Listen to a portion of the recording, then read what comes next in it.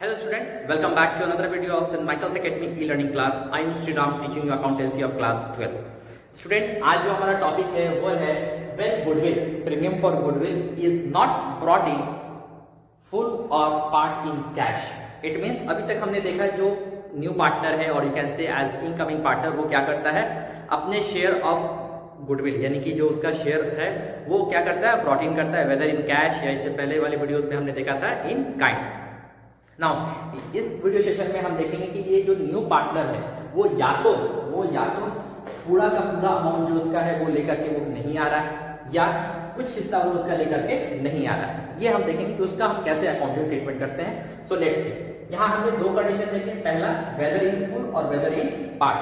For example suppose करते हैं एक ए और बी दो पार्टनर है and they are sharing profit and losses in the ratio 3:2। They admitted C for 1/4 share and C's share, C का मैं केवल शेयर की बात करते हैं, सी शेयर ऑफ गुडविल जो उसे लाना है दैट इज 50,000।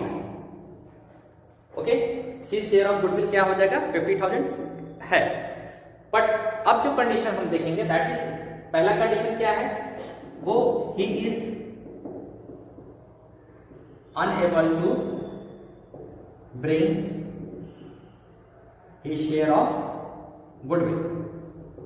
पहला हमने कंडीशन क्या देखा है कि जो न्यू पार्टनर सी है वो अपने शेयर जो उसका शेयर है 50,000 के वो लाने में असमर्थ है, वो पूरा का पूरा अमाउंट लेकर के नहीं आ रहा है। और सेकंड जो कंडीशन है that is he brings only 40,000 as his share of goodwill, यानी कि ये कौन सा हिस्सा हो गया पार्ट, वो कुछ हिस्सा लेकर के आ रहा है।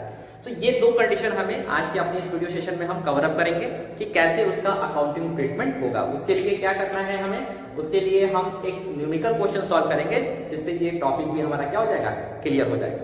सो लेट्स सी कि हम नाउ स्टूडेंट हम जो अभी अपना क्वेश्चन सॉल्व करेंगे that is question number 35 from TS अवार्ड 2019 एडिशन। क्वेश्चन कौन सा सर पढ़ जा रहे हैं 35। So let's see, A and B are partners sharing profits and losses in the ratio 3:2। यहाँ इन्फॉर्मेशन दिख रहे हैं, दो पार्टनर है A और B और इन लोग के बीच का जो प्रॉफिट शेयरिंग रेशियो गिवन है that is 3:2। They admit C as a partner in the firm for 1/4 share in profit। इन लोगों ने C को एडमिट किया for 1/4 share in the firm, which he takes 1/6 from A and 1/2 from B। यानी कि ये जो C जो अपने शेयर की आ रहा है वो A से कितना ले रहा है 1/6 and from B 1/2, 1/6 from A and 1/2 from B। C brings in only 60,000 of his share of goodwill। जो C है केवल 60% ऑफ गुडविल लेकर के आ रहा है। इट मींस जो भी उसका शेयर होगा उसका मात्र 60% वो लेकर के आ रहा है। इट मींस पार्ट में लेकर के आ रहा है। His share of firm's goodwill, goodwill of the firm has been valued at rupees 1 lakh। और goodwill of the firm क्या है that is 1 lakh। goodwill of the firm is given that is 1 lakh। So now has you passed this arrangements to record this arrangement। तो हमें क्या क्या information है, old ratio of the old partners are given, the new ratio of the new partner that is 1/4 given, और ये जो 1/4 है वो किस रेशियो में ले रहा है 1/6 और 1/2 में ले रहा है। तो C गुडविल सी जो गुडविल है वो अपने शेयर का मात्र 60% लेकर के आ रहा है और goodwill of the firm is valued at rupees 1 lakh. So सबसे पहले हम इसमें कुछ वर्किंग करते हैं, working notes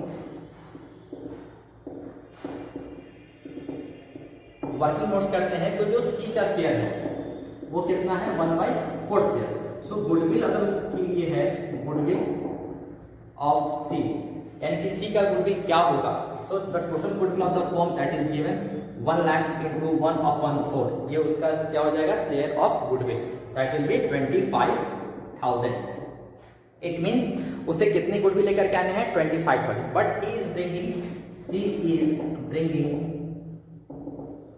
only 60%, that is 25,000 जो उसका पूरा है उसका 60%, it means 60/100 that will be 000 15,000। इट मींस वो कितने गुडविल लेकर के आया है ओनली 50,000 एज अ गुडविल। तो यहाँ पे अगर हमको इन्फॉर्मेशन लिखना होगा तो हम इन्फॉर्मेशन लिख सकते हैं, क्या लिख सकते हैं कि जो सी ने गुडविल लेकर के आया वो कितना लेकर के आया 15,000 और जो रिमेनिंग है दैट इज 10,000। ये इन्फॉर्मेशन हमें मिल गया बिकॉज टोटल गुडविल उसे लेके आने थे 25,000 but he is only bringing 60% of his share of goodwill that is 15,000। इट मींस 10,000 अभी भी उसे लेकर के आने हैं। तो ये हमें इन्फॉर्मेशन मिल गया। आई होप ये आपको समझ में आया होगा स्टूडेंट, इसे आप नोट डाउन कर ले। ओके नाउ अब जो अगला हम वर्किंग करेंगे वो सेक्रीफाइसिंग रेशियो का करेंगे बिकॉज जो गुडविल जो न्यू पार्टनर के द्वारा गुडविल लाए गए हैं या उसका जो शेयर ऑफ गुडविल है वो किसको मिलता है, सेक्रीफाइसिंग पार्टनर्स को मिलता है। नाउ स्टूडेंट अब हम क्या निकालेंगे, हम अपना सेक्रीफाइसिंग रेशियो अब कैलकुलेट करते हैं। सो सेक्रीफाइसिंग रेशियो के लिए हमारे पास क्या है, सेक्रीफाइसिंग रेशियो का फॉर्मूला हमें होता है old ratio minus new ratio. ये हमें कैलकुलेट करना होता है। This is our formula. So in this very question it is given that A ने 1/6 और बी ने 1/12 सरेंडर किया है। इट मींस जो न्यू पार्टनर सी है वो 1/6 फ्रॉम ए ले रहा है एंड 1/12 फ्रॉम बी ले रहा है। सो यहाँ पे सिंपली हम ए का जो सेक्रीफाइस है बोल सकते हैं दैट इज 1/6 और बी का है दैट इज 1/12। ये दोनों का जो गिवन है that will be their sacrificing ratio.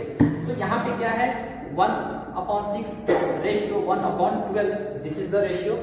यहाँ पे ये 12 है ये 6 है तो इसे कॉमन करने के लिए हम 2 कर देंगे दैट विल बी 2:1।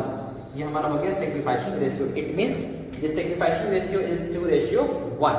ये हो जाएगा हमारा सेक्रीफाइसिंग रेशियो। तो यहाँ पर हम लिख सकते हैं सेक्रीफाइसिंग रेशियो कितना हो गया हमारा 2:1। नाउ अब हमको क्या करना है, अब हम now the journal entry will be thank you.